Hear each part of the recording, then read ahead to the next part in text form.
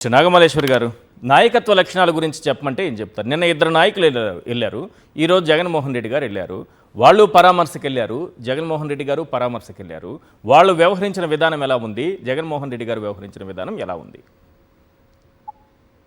Sir, మీకు ప్యానెల్లో ఉన్నటువంటి పెద్దలందరికీ కూడా గుడ్ ఈవినింగ్ సార్. అంటే నాయకత్వ లక్షణాలు లోకేష్ బాబు గారికి ఏమాత్రం ఉన్నాయా లేదా అనేది ఒక బెస్ట్ ఎగ్జాంపుల్ చెప్తా సార్. మాడి మసై బొగ్గైపోయి వాళ్ళు బాధల్లో ఉండి వాళ్ళ గోడు కూడా పట్టించుకోకుండా మీడియా ముందుకు వచ్చి ఏడి ఆ 11 మెంబర్స్ కి కెప్టెన్ వచ్చాడా అని ఎత్తకారపు మాటలు. లేదు మీ ఇంట్లో ఎవడన్నా చచ్చిపోయాడా అంటే మాకు తెలియదు మరి. అంటే ఇన్ని సంవత్సరాలు రాజకీయం చేసిన పెద్దలకైనా మాకైనా ఎవరి ఇంట్లోనన్నా చచ్చిపోతేనే క్వశ్చన్ చేయాలి, ఎవరింట్లో ప్రాణాలు పోతేనే మిమ్మల్ని ప్రశ్నించాలి అన్న విషయం మాకు తెలియదు సార్. సో ఇంత నిర్లక్ష్యంగా అధికార మదంతో ఏది పడితే అది మాట్లాడితే చెల్లుబాటు అవుతుంది అనుకున్నటువంటి లోకేష్ బాబు గారికి వచ్చారు కదా ఇవాళ మా కెప్టెన్ వచ్చాడు, ఆడికి పారిపోయారు మీరంతా. మీ అక్కడున్న గాజువాక ఎమ్మెల్యే ఆడికి పారిపోయాడు, లేకపోతే అనిత గారు ఎక్కడికి పారిపోయారు, మీరందరూ ఎక్కడికి పారిపోయారు? మరి ఉండాల్సింది కదా, ఉంటే తెలిసేది కదా.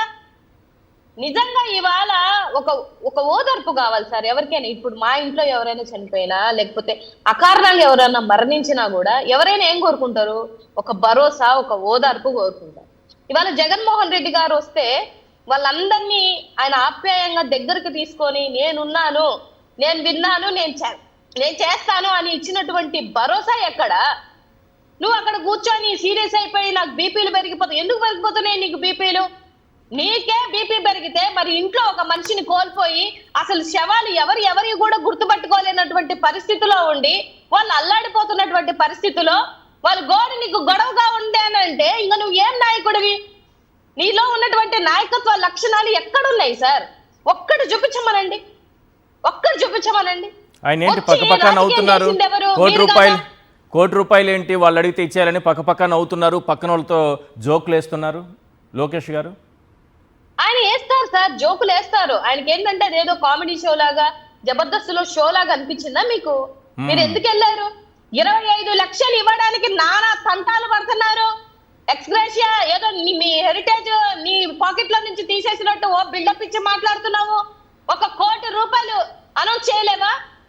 ఇప్పుడు వాళ్ళ ఫ్యామిలీలన్నీ బయట రోడ్డు మీద పడతాయి సార్, కుటుంబాలలో ఉద్యోగాలు ఉండవు సార్. ఒక తండ్రి అనే వ్యక్తి చనిపోతే ఒక వీడియో చూసారో లేదో, ఒక తండ్రి చనిపోయే ముందు నాన్న తమ్ముడు కోసం మాట్లాడేటప్పుడు అమ్మతో గొడవ పెట్టుకోండి, అమ్మని బాగా చేసుకోండి, తమ్ముడితో గొడవ పెట్టుకోండి, బాగా చదువుకోండి అంటే చూడండి చివరి నిమిషంలో కూడా ఓ తండ్రి చనిపోతున్నప్పుడు కూడా బాగా చదువుకోండిరా అని చెప్పి చెప్తున్నారు అని అంటే ఎంత డబ్బు ఖర్చు అవుతుంది సార్? ఎంత తాపత్రపడుతూ ఆ తండ్రి చనిపోయాడు.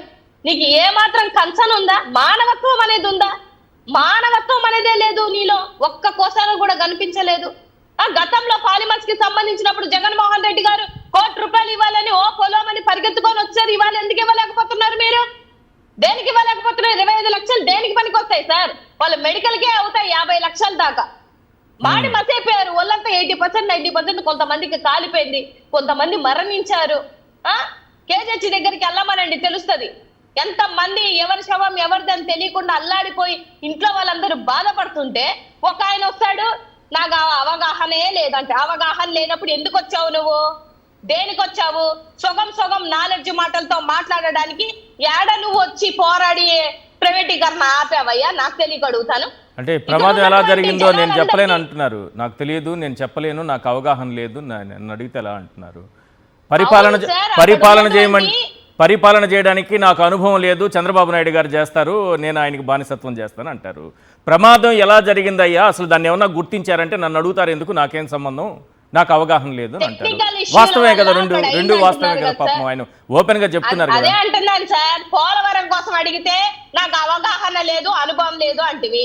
లేకపోతే పెట్టుబడులు ఏమైనా తీసుకొని వస్తారంటే నాకు అవగాహన లేదు, అనుభవం లేదు అని అంటివి. ఇవాళ స్టీల్ ప్లాంట్ లో టెక్నికల్ గా ఇష్యూలు జరిగాయి సార్, ఇంతమంది చనిపోయారంటే అవగాహన లేదు, అనుభవం లేదంటివి. ఎందుకు వచ్చావు మరి? అవగాహన అనుభవం లేనప్పుడు దేనికి వచ్చారు? జగన్మోహన్ రెడ్డి గారిని అక్కడ కూడా శవాల మీద పేలాలు ఏరుకునే వాళ్ళలాగా అక్కడ మీరు రాజకీయం చేసేది. అక్కడ కూడా జగన్మోహన్ రెడ్డి గారు మాట మాట్లాడుతున్నారు. మీకు ఏం అర్హత ఉంది జగన్మోహన్ రెడ్డి గారి కోసం మాట్లాడడానికి? గతంలోనే సెంట్రల్ మినిస్టర్ కుమారస్వామి గారు చాలా క్లియర్ గా చెప్పారు కదా. ఆ వీడియోలు ఉంటే ఒకసారి వెయ్యండి సార్. ఆయన త్రూ మెయిల్ ద్వారా కానీ వీడియోస్ ద్వారా కానీ చెప్పారు కదా, ట్విట్టర్ ద్వారా కూడా చెప్పారు కదా. Only because of Jaganmohan Reddy గారు ప్రైవేటీకరణం ఆగింది అని చెంప చెల్లుమనేలాగా ఆ రోజు చెప్పారు కదా. అందుకే ఆగిందని రాష్ట్రంలో ఉన్న వాళ్ళందరికీ తెలుసు కదా. జగన్మోహన్ రెడ్డి గారు ప్రధానమంత్రికి రాసినటువంటి లెటర్లు లేవా? ఆయన అసెంబ్లీలో చేసినటువంటి తీర్మానాలు లేవా? ఏమి లేవని చెప్పేసి నువ్వు వచ్చి మాట్లాడుతున్నావు ఏంటి? గతంలో జగన్మోహన్ రెడ్డి చేశారు, కాంగ్రెస్ చేశారు, మధ్యలో టీడీపీ ఆడిపోయింది సార్. టీడీపీ పోయినప్పుడు ఈయన ఆడున్నాడు. ఎక్కడ ఈయన వచ్చి చేశారు? వీళ్ళందరూ వస్తున్నారు వైజాగ్ కి, కనీసం హారన్ కూడా సైరన్ కూడా వేసుకోకుండా దొంగల్లాగా ఎయిర్పోర్ట్ కి పారిపోతున్నారు ఈ 2 సంవత్సరాల నుంచి. ఎందుకు పారిపోతున్నారని కొత్త విషయం చెప్తున్నారే దగ్గర. అయ్యో సార్, ఇది నిజం, ఇది వాస్తవం. 2 సంవత్సరాల నుంచి ఎవరైనా ఈ ప్రోటోకాల్ వచ్చిన వాళ్ళందరూ అక్కడ ఉన్నటువంటి రాడిసన్ బ్లూ హోటల్లో ఉంటారు. అక్కడ నుంచి సైరన్ వేస్తే స్టీల్ ప్లాంట్ లో ఎంప్లాయీస్ అందరూ ధర్నా చేస్తున్న వాళ్ళు ఆపుతారని అర్ధరాత్రులలో పారిపోతున్నారు సైరన్లు కూడా వేసుకోకుండా. మీరు ఇవాళ వచ్చి మేము ఉద్ధరిస్తాము, మిమ్మల్ని ఓదార్స్తాము అని అంటే ఎందుకు సార్ నమ్ముతారు? కార్మిక సంఘాలు అని అంటే మీకు అంత చులకనగా ఉందా? వాళ్ళు ప్రజాప్రతినిధుల దొంగల అర్ధరాత్రుల్లో పారిపోవడానికి మీరేం మాట్లాడతారా? నాకు అర్థం కావట్లేదు. నిజంగా జరుగుతుందా? అట్లా పారిపోతారా? వాళ్ళు దొంగల ప్రజాప్రతినిధుల ప్రజలు ఓట్లేసి గెలిపించిన నాయకుల? నేను అదే అంటున్నా సార్. మీరు అలా మాట్లాడి నిజంగా పారిపోతున్నారా? నిజంగా పారిపోతున్నారు. కావాలంటే అక్కడ ధర్నా చేసిన వాళ్ళని అడగండి. మరి వాళ్ళు ఆపుతారు కదా. ఒక్కసారైనా ఆపారా? ఆపలేదు. ఎందుకు ఆపలేదు? వీళ్ళు అర్ధరాత్రి పూట్ల హారన్లు వేసుకోకుండా కామ్గా వెళ్ళిపోయి ఎయిర్పోర్ట్ లెక్కి వెళ్ళిపోతున్నారు. మొన్న రిషికొండ దగ్గర కూడా ఏదో పెంకు ఊడిపోయిందని వచ్చాడు. మరి అక్కడ పెంకు మీద ఉన్నటువంటి నీకు కన్సను ఇక్కడ ఉన్నటువంటి కార్మిక సంఘాల మీద, కార్మికుల మీద చేస్తున్న ధర్నాల మీద లేదా సార్ ఆయనకి? ఇవాళ లోకేష్ బాబు గారిని అడుగుతున్నారు, మీరెవరు? ముఖ్యమంత్రి గారు ఆడిపోయినరు, నువ్వు వచ్చి చెప్పేది ఏంది? విద్యాశాఖకి సంబంధించినటువంటి మంత్రివి, మీరు వచ్చి చెప్పేది ఏందండి? నాకు అర్థం కాదు. అది పరిశ్రమలకి సంబంధించినటువంటి ఆ మంత్రి ఉన్నాడా సార్? ఆడిపోయింది ఆయన, ఎక్కడికి వెళ్ళాడు? నువ్వు వచ్చి అనౌన్స్మెంట్లు చేయడం ఏంది? అసలు చంద్రబాబు నాయుడు గారు ఎందుకు రాలేదు? మీరు ఇంకా ఒక వీడియో చూసారో లేదో నాకు తెలియదు. అక్కడ విలేకరులు గారు ప్రశ్నించారు, ఏమని? సార్, యాక్చువల్ గా ఎక్కువ మంది ఉండి చేయాల్సినటువంటి పని తక్కువ మంది చేయడం మూలాన, పని భారం మూలాన ఇలా జరిగిందంటే ఏం చెప్పాడు తెలుసా సార్? తెలివిగా ఎక్కువ మంది ఉంటే ఈ ఇన్సిడెంట్ లో ఎక్కువ మంది చచ్చిపోయే వాళ్ళు కదా. అన్ని ఉద్యోగాలు తొలగించారు కదంటే తొలగించి మంచి పని అయింది, లేకపోతే ఎక్కువ మంది చచ్చిపోయేవాళ్ళని చెప్తున్నారు లోకేష్ గారు. ఎంత వెటకారం సార్! ఒక మనిషి ప్రాణం అంటే ఒక నాయకుడివి, మళ్ళీ రేపేదో ముఖ్యమంత్రి అయిపోతామని చెప్పేసుకుంటున్నారంట అందరికి. ఇట్లాంటి నాయకుడిని నేనైతే విద్యాశాఖ మంత్రికి ఏం సంబంధం మేడం? విద్యాశాఖ మంత్రి ఎందుకు వచ్చారు ముఖ్యమంత్రి?